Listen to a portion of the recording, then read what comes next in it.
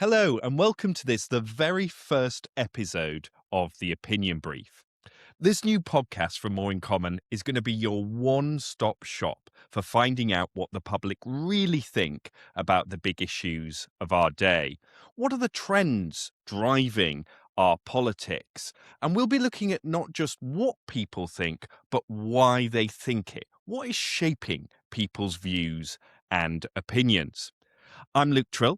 I'm the UK director of More in Common, and we hope that you'll subscribe to this podcast wherever you get your podcast from, or you can watch it on YouTube as well to make sure that you don't miss out on any of the episodes we've got coming up. So what are we going to be talking about today? Well, we're going to kick off, as we will do every week, by taking a look at our voting intention, as well as our MRP from this weekend, trying to answer that question that is top of mind for everyone. Has Reform UK's support plateaued? We'll then be taking a deeper dive with my colleague Rhiannon, looking at the supporter bases of those two insurgent parties, Reform UK and the Greens, who've been making all of the political weather of late. And then finally, as the Prime Minister prepares to meet with tech bosses, we'll be looking at what the public really think about social media bans for children, smartphones, and keeping young people safe online. I'm so glad that you've joined us. Every week on the podcast, we're going to be talking through our latest voting intention poll. And it's actually quite an interesting one to start with this week. Listeners will be aware that Reform UK have now been leading in the polls for over a year. But there started to be some debate about whether their support has peaked, plateaued, or even potentially is starting to dip.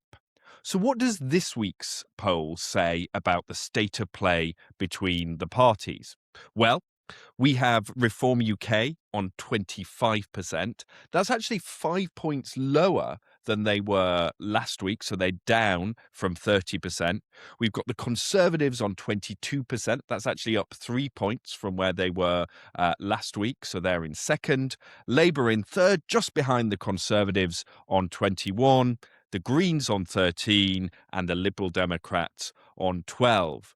So that means that this week we've actually got a Reform UK lead of just 3 points. Now look, no lead is to be sniffed at, but it's their lowest lead since before the local elections last year. Now, one of the things that we'll be stressing on this podcast is some of the limitations of polling and why you should be careful about reading too much into just one poll. Samples vary between polls.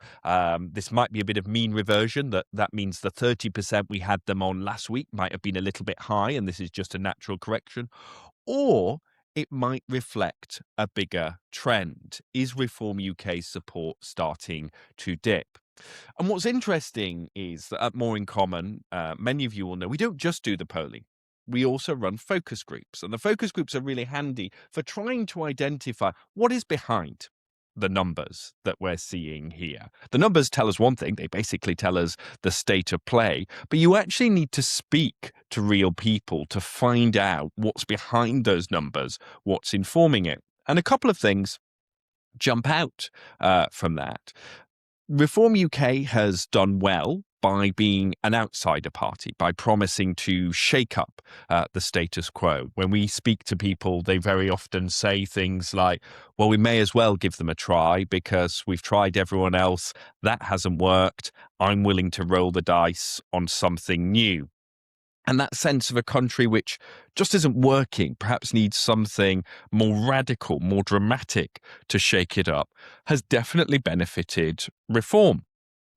But at the same time, we also know that when Brits look across the Atlantic to the US president, they're very often a little bit wary. In fact, wary is probably putting it too lightly. Donald Trump is way underwater in the UK. His net approval rating is now below minus 60. Even with Reform UK voters, he's underwater. And it does seem from some of our conversations that the Trump presidency, given his links with Nigel Farage, given some of the similarities, although of course they're not identical in terms of their politics, is giving some voters pause for thought. The other thing which might be affecting Reform UK is we don't just have one insurgent party now, we have another insurgent party in the form of the Greens. And in the next section, we'll be talking about the fight that Reform and the Greens are having over some of the voters that most feel that the social contract isn't working for them. So it could be that Reform have hit a sticking point. And you also see that when you look at the leader approval ratings. So as well, every week we ask people how they would vote in a hypothetical general election. Of course, that general election is probably a long way away, and that's worth bearing in mind as well. We also ask them for each of the big five party leaders, so Keir Starmer, Kemi Badenoch, Ed Davey, Nigel Farage, Zack Polanski, how are they doing? Do you think they're doing a good job or a bad job? And if you look at this week, well, there's one clear loser, as there has been for quite a while, which is Keir Starmer. He's down on minus 43 net approval. That's not the lowest he's been. He's bumped back up a little bit. And there are some suggestions, I would say, from our focus groups that he is having a little bit of a sort of post-Iran bounce, the opposite of what might be happening to Reform. People saying focus groups, they're glad that he has kept us out of the conflict, but he's still way below. But then the leader next to him, when you jump up a bit, is Nigel Farage on minus 20. And that score for Nigel Farage is the lowest approval rating that we've seen from him, not just since last year, but since the general election. So again, it leads to that question. Look, it's just one poll. It might change next week. Is some of the shine coming off Nigel Farage? And if it's coming off Nigel Farage, it also might be coming off Zack Polanski too. He's on minus 19. Now, that's the lowest we've recorded in the time, which is a bit shorter, quite a bit shorter, that we've been measuring Zack Polanski's performance. Just above him, Ed Davey on minus 14, and I would say the most approved of, but that doesn't really work in this context. The least disapproved of the party leaders is Kemi Badenoch on minus 13. And one of the things that we have seen, particularly since last autumn, since her budget response, is a bit of a bump in Kemi Badenoch's approval ratings, although, again, that doesn't seem to be particularly lifting the Tories' vote share. And one of the things that I now hear quite a bit in focus groups is a sort of, well, I quite like that Kemi Badenoch. She sort of says it like it is, but there's no point in voting Tory. And that's a very dangerous place for, well, not just any political party, arguably the most successful election winning machine in the Western world, to find itself in. So lots of flux there, lots going on. It's a very interesting poll to start us off with. But of course, on top of our voting intention polls, we run something which is called an MRP. And an MRP is a polling technique which uses a very large sample. So in this case, it was 15,000 people that went in to this. And it allows us, without going too much into the technical detail, but basically, and we will have a longer episode which digs into exactly what an MRP is, but just in brief, it basically allows us to model how people might vote, not just nationally, but in their constituencies. And it spits out, I think that's a technical term, the makeup of a parliament if an election were to be held today. And so what does our latest one show us? Well, start off with Reform UK. They are on top with 324 seats. Geeky listeners, I don't know if I can call you that, will know that there are 650 seats in the House of Commons. So they're one shy in that model of having half the seats in the House of Commons, one or two, depending on how you define it, away from a majority. So it's a good result, although it is down from our projection at the start of the year. So again, matching that trend that Reform UK perhaps haven't maintained as much of their momentum this year. In second, we've got Labour. They're on 101 seats in this projection. That's actually down 310 seats since the last general election. I know we've kind of got used to these big shifts and big numbers, but it's pretty extraordinary, right, that a party that wins a landslide less than 2 years ago, we're now projecting, if there were a general election today, which there's not, again, I will make that caveat repeatedly, but is barely in three figures, right? It's just extraordinary. there. But again, it's a mild improvement. They're up 16 from our last projection. The Conservatives on 81. That's down 40 from their general election result, which was already their worst result in history for the Conservative Party. Again, a little bit up. They're up 11. Liberal Democrats on 62. The SNP on 26. And then perhaps the biggest shift in this model is we have the Green Party on 22 seats. Now, that's not, it's obviously not a huge number, but in terms of the Greens' history, it's really significant.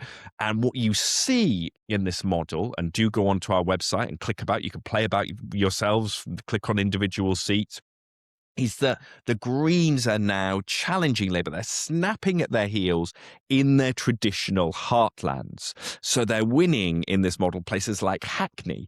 They've already got one seat in Bristol. This projection has them doing a clear out in Bristol and Brighton. Seats in Manchester they would win as well. In fact, we project that there are 3 cabinet ministers who would lose their seats to the Greens. That's Hilary Benn, Darren Jones and Peter Kyle, and a couple of others who wouldn't be far off losing their seats, including Deputy Prime Minister David Lammy in Tottenham.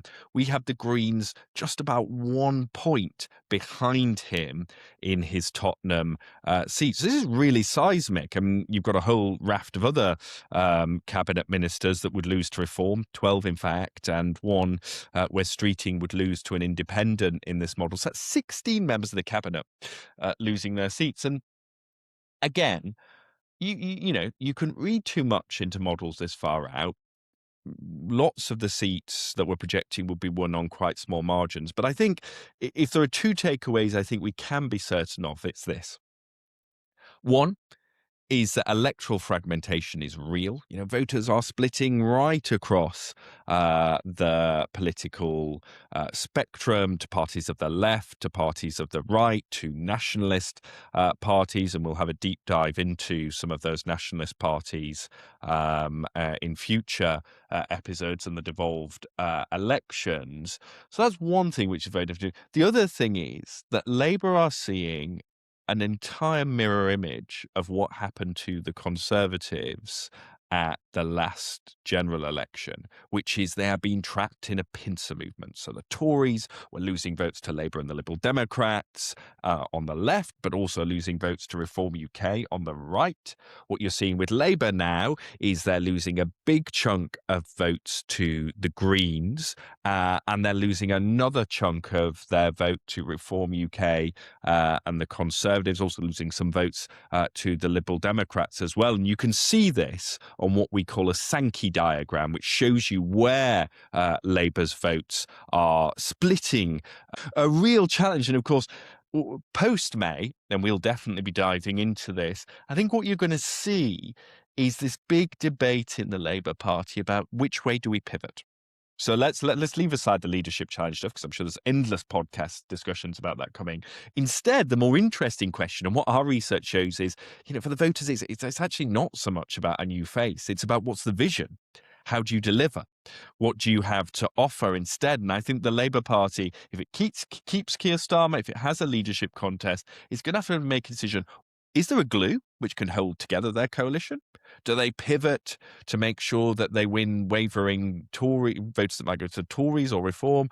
Or do they say, look, it's our left flank which is the problem now? And, certainly this map doesn't give you any easy answers to that. So that's just an overview of the lay of the land.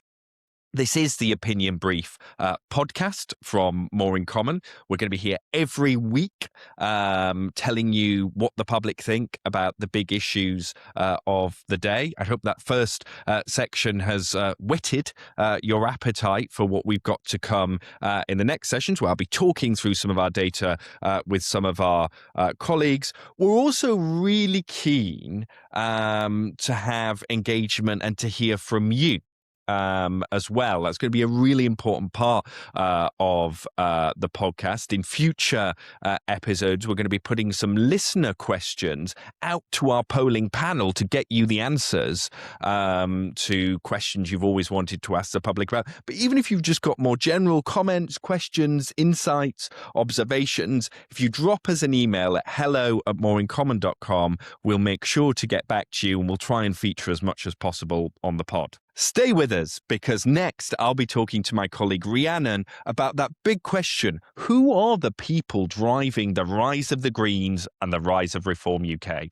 So I was just talking about that MRP, which shows that the big winners so far this Parliament have been Reform UK and the Greens, which is interesting in of itself. But I think almost more interesting is, who are the people who are powering that green wave and that, well, I guess it's a shade of green, isn't it? Turquoise wave for Reform UK, the greenies of different sorts. Actually, I'm not sure Reform will appreciate being lumped in the same bucket. Anyway, the question that we want to answer in this section is that as the Green and Reform vote shares have grown, what does their voter base look like? And actually, how has it changed? And to help me do that, I'm delighted to introduce another member of the More in Common team, Rhiannon McQuone, who's one of our researchers here, to start answering that question. How does the Polanski wave, those newer Green voters, how do they look different to the people who've sort of traditionally voted Green? Hello, delighted to be here on the Opinion Brief. So to start listeners off with a little bit of context, in 2024, the Greens won about 6% of the vote, and on More in Common's latest projections, we've got them winning about 13% of the vote. So they've kind of more than doubled their vote share over the last 18, 20, 24 months. And there are some groups that we are really seeing that vote share kind of exponentially grow in more than others. So where the Greens in 2024, their voter base was made up significantly of kind of older people who cared a lot about the climate and green issues and the environment. Now we're seeing the Green voter base is getting a lot younger, for example. So a quarter of the Green voter base is now under the age of 25. And if you are a Green voter today, you are twice as likely to be a student than if you were a Green voter in 2024. The Green base is also getting much more female. So 64% of the Green voter base is currently made up of women, compared to just over half, so 57% in 2024. That's kind of how the Greens are shaping up demographically. But there's also a really interesting, and something that we're going to come on to later, because this is actually a thread that runs through both the new Green base and the new Reform base, is financial security, or financial kind of insecurity, really, as a predictor for people opting for some of these more sort of insurgent parties. So only about a third of the Greens' current voter base describe themselves as feeling kind of financially comfortable, whereas 43% of the Green base kind of said, yeah, I'm kind of doing all right financially when we asked them in 2024. And Green voters are also a full 10 points less likely to own their own home, for example. You're kind of building up a picture of who this Green base are. In terms of their sort of economic views, and this kind of comes alongside a lot of Zack Polanski's sort of widening out of green policies to be about more than environmentalism and climate. He's kind of championing some more sort of economic and social policies, and as a result, today's Green voters are sort of more likely to believe that, for example, ordinary people don't get their fair share.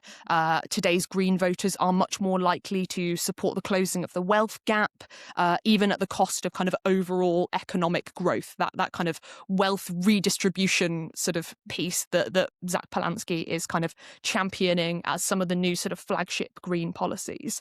And they're also more likely to prioritise kind of protecting workers over business-friendly policy. It's that kind of that widening that we're seeing from Zack Polanski is bearing fruit in the people that he's kind of attracting new to the party. So it's a much more sort of economically left-leaning. I think we've always assumed the Greens are sort of more socially liberal, but actually on economics, they seem to have shifted to the left. And actually, you see that in the groups of the electorate that the Greens are doing well in. And you've talked about the demographic groups there. Actually, at More in Common, we'll be talking about this more on future episodes. We segment the electorate into different tribes based on people's values and worldviews. And one of the really striking things when you look at that segmentation model is if you look at a group that we call progressive activists, sort of the name does what it says on the tin, Yeah. it's left-leaning both economically and socially. They really were the base of the Labour Party under Jeremy Corbyn, stuck with them under Keir, even if they perhaps weren't entirely happy. Now, the Greens leading amongst that most progressive group of voters by 19 points, whereas Labour had 57% of that group. It's now half that. And if you zoom out from that, I think there's a really interesting strategic choice that the Greens seem to have made, which is if you look at the 2024 election, they won 4 seats, right? And actually, there's a split down those seats. So you have 2 of those seats, Bristol Central and Brighton Pavilion, which are that more kind of progressive, left-leaning, slightly economically populist, lots of students, they're younger. And then you've got those other 2 seats that they won in Herefordshire and Waveney Valley, which is what you might call sort of people who vote Green because they think they're nice and they care about the environment and they care about the countryside. Actually, when we were doing focus groups in the run-up to the last general election, we found a lot of Conservative voters who said, well, the Greens, they'll look after my local area. If you were being uncharitable, and of course we never are at More in Common, you might say they were more kind of NIMBY-aligned Green voters in those areas. It seems like the party has decided that the potential for the future, and certainly the MRP points to this, is winning more Bristol Centrals and Brighton Pavilions in places like Sheffield, Manchester, across inner London, and perhaps being willing to sacrifice some of those more rural, more kind of traditional, more kind of staid Green seats in the process. I mean, there was an article in the Times last week that sort of almost warned Zack Polanski about kind of being really careful about abandoning his traditional voter base. Do you think that's what's happening here? Are the Greens becoming less green? Well, look, so this is such an interesting question. And actually, if you, one metric you can use, and it's an imprecise metric, certainly not a metric that we would use in polling, but it's a fun one nonetheless, is how often do things like climate change get mentioned in leaders' speeches at party conferences? Yeah. And Adrian Ramsey in 2024, when he was leader of the Green Party, he mentioned the word climate 12 times in his conference speech. Zack Polanski last year used it just 5 times, so fewer than half the mentions there. So does that mean that they pivoted away? Well, not really. And I think the best way to explain it is that rather than shifting their emphasis away from green issues, the Greens have broadened the palette that they are playing on. So if you look at new Green voters, and I think this might surprise people, their new voters are actually slightly more likely to be supportive of net zero compared to that 2024 base. And across other measures, they're at least as supportive. So there's no sense that new Green voters don't care about climate change, or they don't, think that we need to take, in some cases, quite drastic action to tackle it. The difference is where it ranks in that list of top issues. And of course, More in Common, we ask people every week as well as about voting, about their top issues.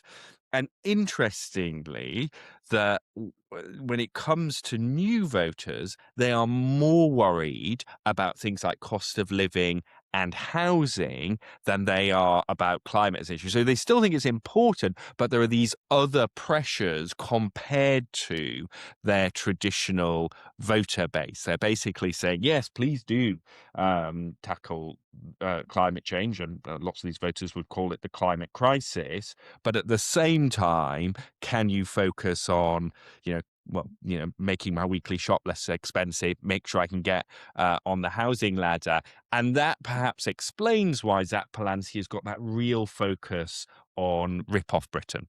Yeah. That he is appealing to that voters. And And what I think is so interesting is, rightly, we have spent a lot of time when we talk about left behind voters who think the social contract is broken.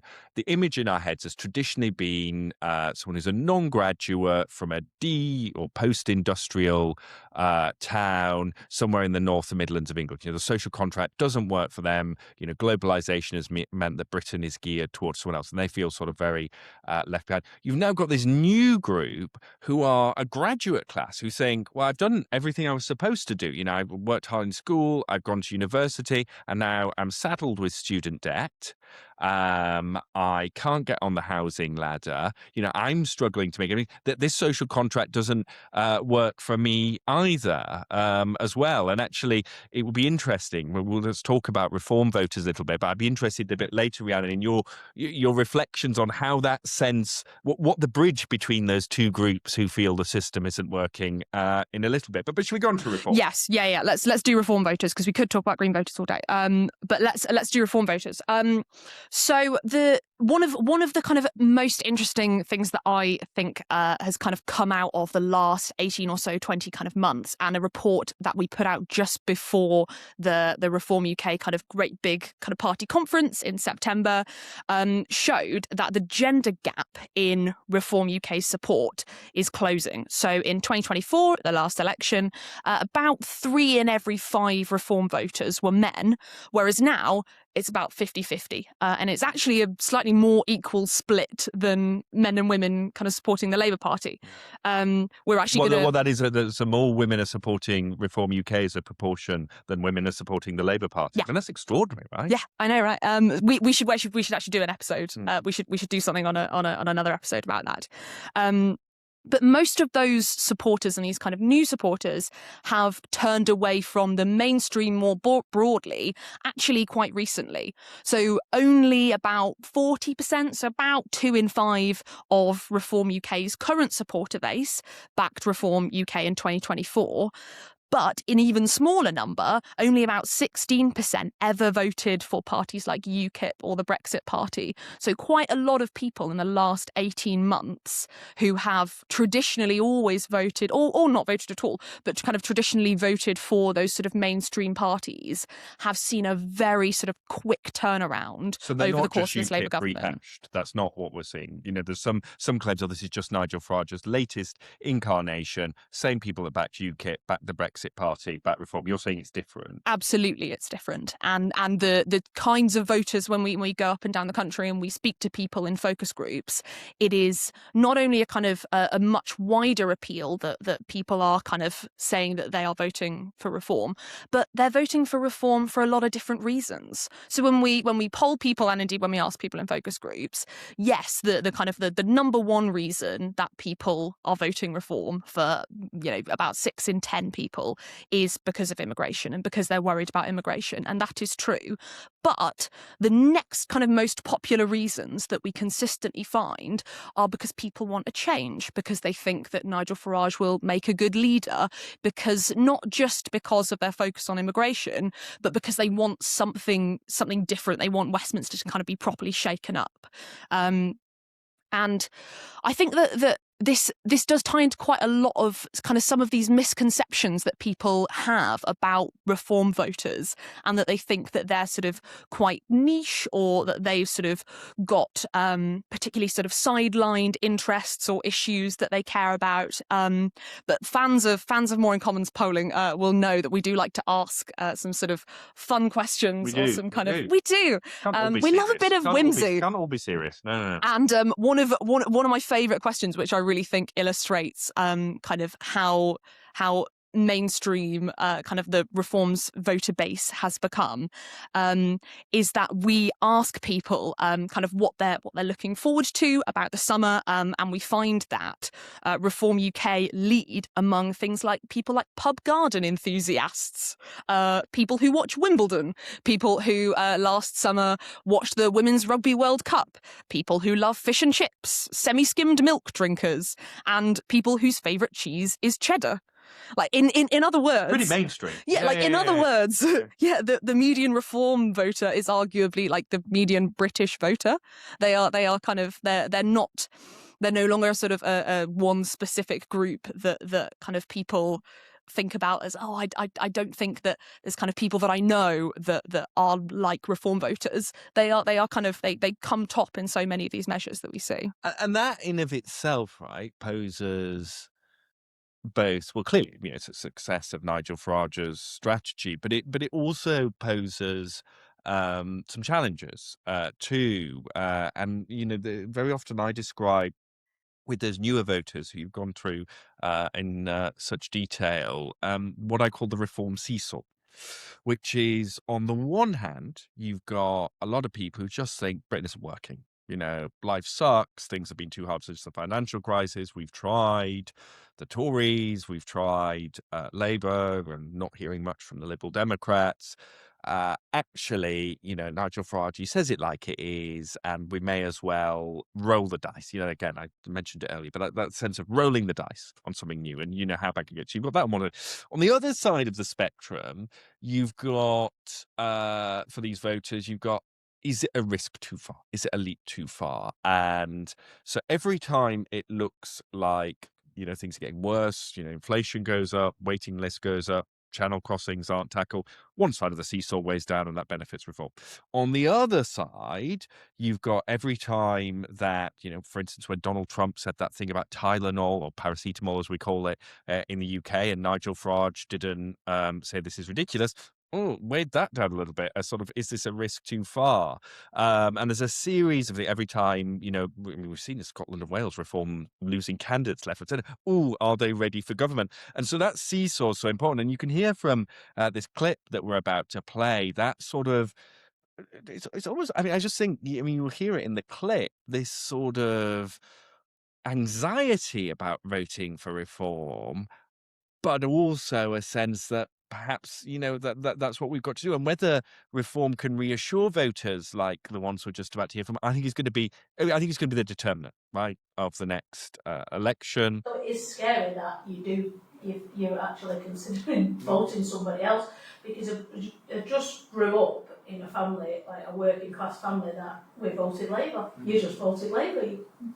Grandparents did, your mum and dad did. So, but now to my boys, I'm like, don't ask me, because I don't know. I would just go off what my mum and dad voted, and and now I'm like, I don't even want to give you any advice. You make your own mind up, because I really, really don't know. But I'm scared to death of changing it.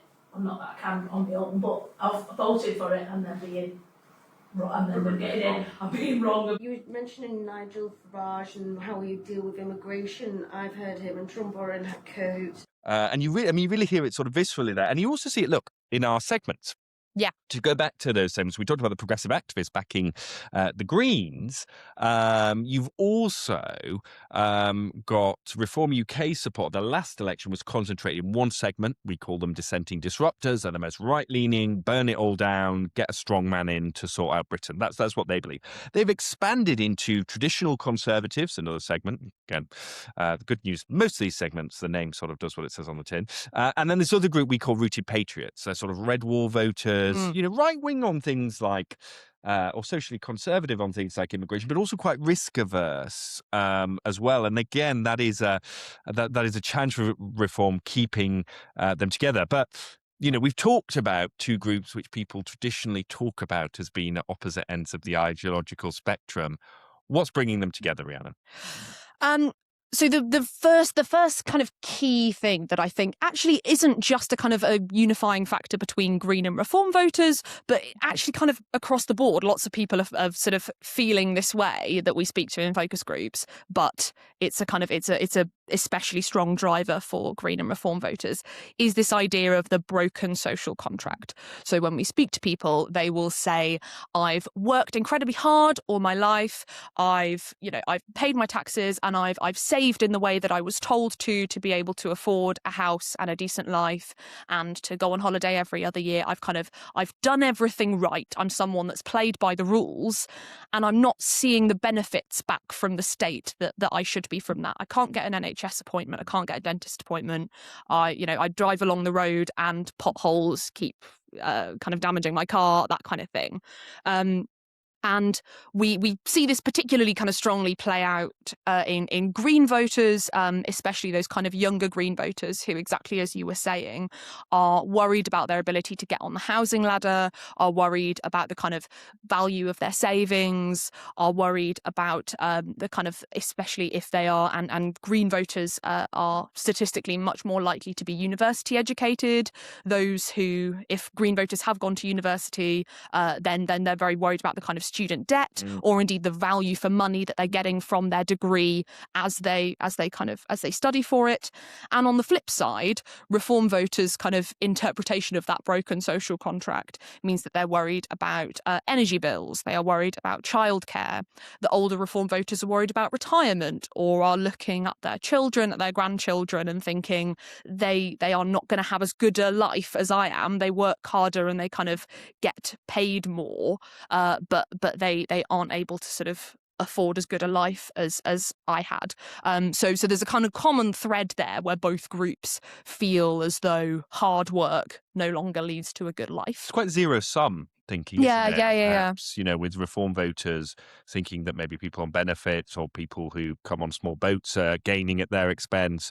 With Green voters, you hear a lot about billionaires gaining at those. So there's definitely something about zero-sum thinking.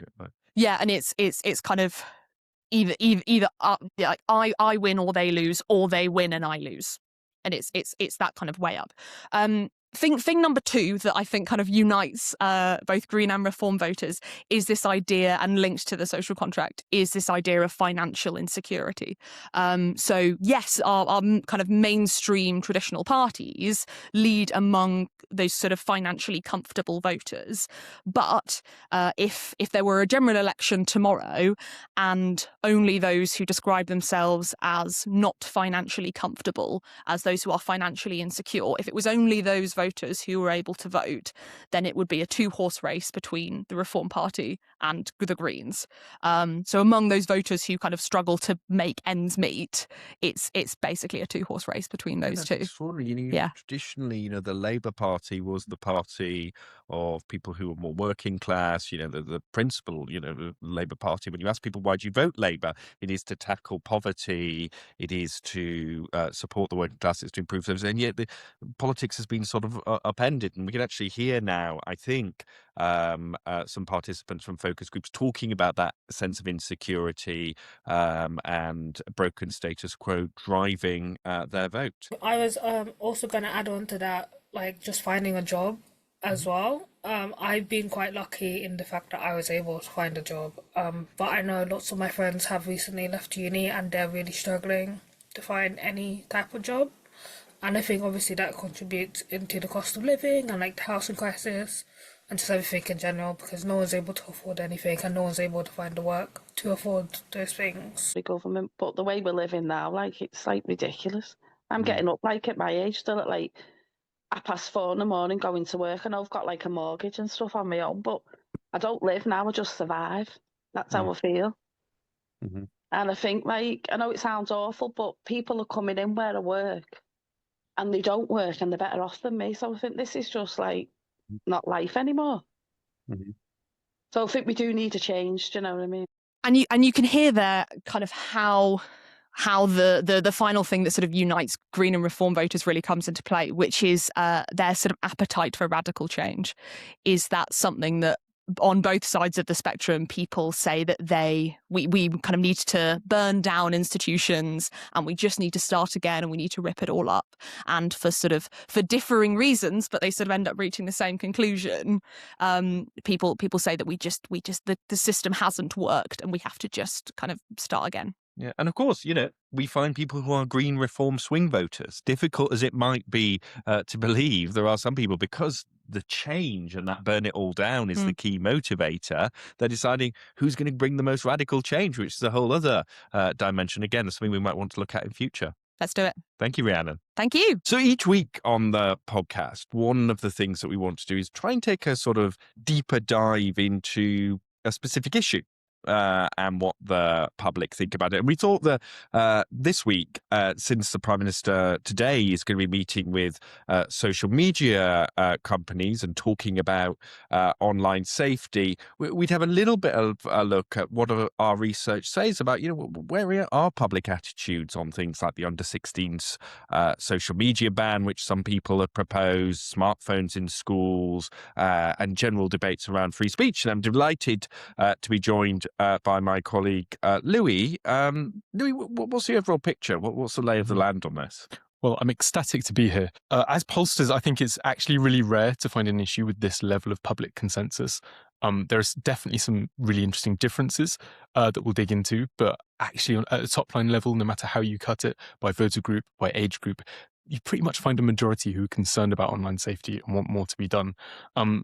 So 72% of Britons think that social media has a negative impact on young people. That's perhaps not surprising. 71% want a ban on all smartphones in school. Only 14% would oppose that. And on that big ban on social media for under-16s, we have 70% in support. There are definitely concerns about free speech, but generally, actually, the main concern we hear is about efficacy. Is it possible to put the genie back in the bottle on social media, or are young people just too clever? Are they going to get around it with VPNs and all sorts of other things? So there's really strong support for action in principle, but definitely some questions about how this will work in practice.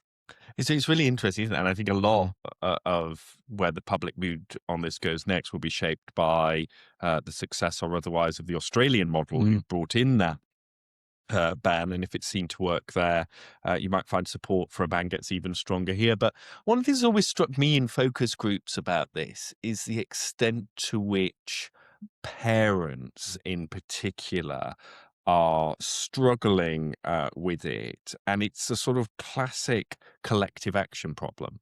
It's this sense of, look, I'd love to tell little Johnny or Jane that they can't, go on social media till they're over 16, but all their friends are on it. They will be bullied. And they actually say, I wish that the government would ban it for everyone. And then that would mean that I don't have to have those rows, or at least I'm just then, enforcing the law. And, I spoke to one parent who said, it had ruined the experience of being a parent, social media, because they talked about the mental health effects, the fact that, and others as well, so similar things, their kids change totally when they get on their phones. And I think there is a bit of a sort of, I think most people realize, one of the common objections is, as you say, can't people just get around it? You can't stop people. But, I think, again, when you talk to parents, they're quite savvy. Well, so you can get around bans on under 18s drinking, and people do, right? But at least it creates some sort of level of moderation for it. But one of the things I'm interested in is that sometimes as well, these things are dismissed as a sort of moral panic, where it is older generations, parents, teachers speaking on behalf of young people. And when you speak to young people, they have a different perspective. What does the data show about young people and their attitudes to social media? Yeah, I mean, as you'd expect, young people are slightly less likely to support interventions. And in focus groups, when you speak to people who are, 16, 17, they do kind of raise these concerns that the effect will be isolating for them, that it's a source of information, social media, for a lot of people. But actually, on the other hand, they share a lot of the concerns that we hear from parents. I think it's such an interesting perspective because we're kind of talking about the first generation to grow up properly online. So their understanding of these risks is far higher. And in focus groups, they tell us about, kind of being exposed to adult content far too young, this intense peer pressure, constantly comparing themselves to other people online. And that comes across in the data as well. We have a majority of 16 to 24-year-olds, 55%, say they'd be happier in a world without social media. Half say they regret how much time they spent on screens during their childhood. So actually, often that experience of growing up online can make people more supportive of action, not less.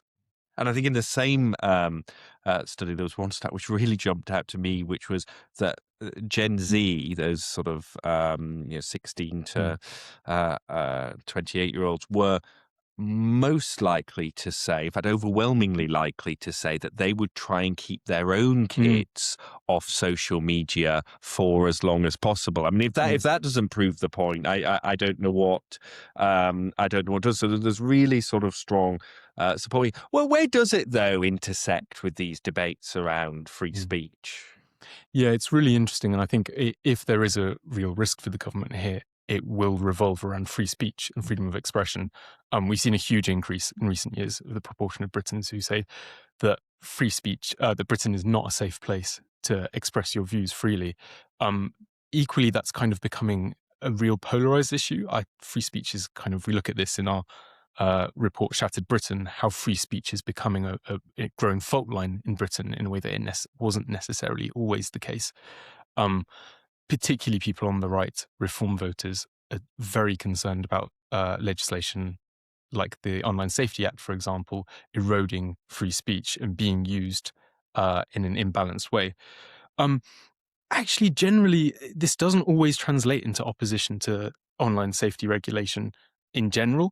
Actually, when we gave people a trade-off between online privacy on the one hand and online safety on the other, the wording we used was, is it worth it, even if it means that content is incorrectly censored online? 7 in 10 said it was worth that risk in order to bring in more action to keep kids safe online. So actually, often people don't see it as this either-or trade-off. And then it's interesting, right? And I think it's fair to say, well, look, I mean, one of my regular touch points on British public opinion is that British people do quite like banning things. Banning things, animal and apprenticeships, I think, are the three things that British people always love. But very definitely there is something about young people. There is a distinction that people make with young people where they see this less about a debate around free speech and more about what can you access, at what age, and which platforms can you be on as well. Yeah, I mean, I think that it's interesting. We're talking about really strong support for a policy here, arguably quite rare level of support. But I mean, as we've seen before on other issues, public opinion isn't this kind of static thing that remains stable over time. Just to give you one example, digital ID. Last summer, we found summer before last, we found really high support for digital ID. But actually, once it was announced by the government, that support really eroded, didn't it?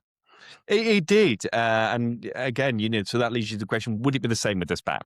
I think it's different for a couple of reasons. Firstly, I think it's fair to say that digital ID wasn't something that many people had thought about until the debate was over. You talk about in focus groups, people might say, oh, it sounds like a good idea, but it wasn't sort of top of mind in a way that a social media ban is. So they've got, so what that meant was when the opposition came to digital ID, people were more malleable and up for changing their minds. I'm less convinced that it is the case on something like a social media ban.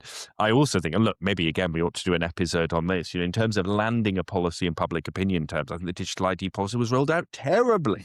You had that soft support. You then had this announcement which was rooted, instead of about making your life easier, it was done entirely on right to work and immigration, and people didn't quite understand it. Then you got all of the opposition coming in, and because of the crazy grid system they still use, although apparently they're moving away from it when it comes to news stories, the government wouldn't go back to defending digital ID until a month later. It allowed opponents to define it. And I think, again, when we look at some other areas, I think we'll find that commonality in terms of the person that defines an issue in the public's mind very often is the side or the group that wins the public opinion debate. And I don't think it would be the case on this, but if the government does move forward, we'll have to do a follow-up and see how things shift. Thank you, Louis.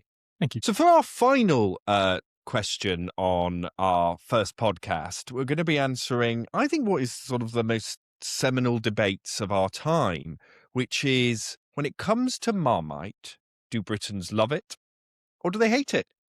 And the truth is, we've been trapped in a false binary this whole time. What we find is that actually most Britons are pretty ambivalent.